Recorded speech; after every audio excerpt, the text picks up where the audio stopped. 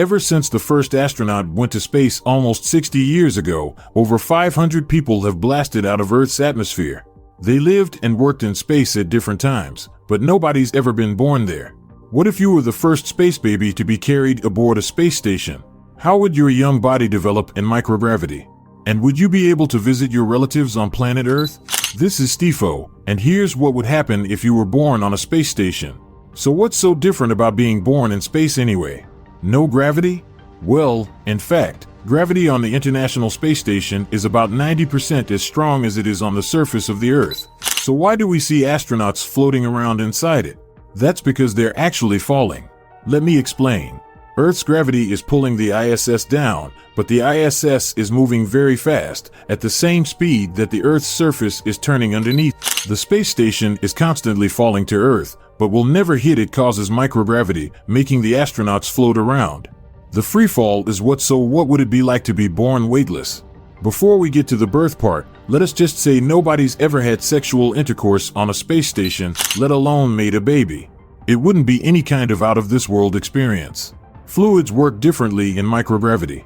You may not have the blood flow to get you or your partner aroused. Sweat would build up around your body, making it wet and sticky all over. And that's if you could figure out how not to push your partner away upon contact. Conceiving a child would be a whole other problem. In addition to a low-gravity environment, there's also so much radiation in space that it can affect a man's sperm count, possibly even cause infertility. And we don't even know exactly what kind of changes space conditions would cause to a human embryo. Let's imagine your pregnant mother arrived on a space station to give birth to you. The trip to space alone would be hard enough on your mother.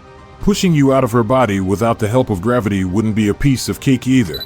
If you made it out of the womb, a low-gravity environment would affect your body systems as you grew up, including your muscular development and eyesight.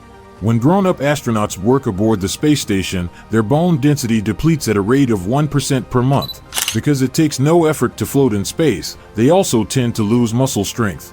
Now, since there's no way to force a baby to run on a treadmill to keep its muscles forming, as you grew on the space station, your skeleton might become deformed. Your heart would be weak, as it's never had to work against Earth's gravity. Then there's space radiation. It would increase the probability of cancer, dysfunction of the heart and central nervous system, and eyesight problems. If, after surviving all that, you made the trip to Earth, you wouldn't be able to walk or balance properly.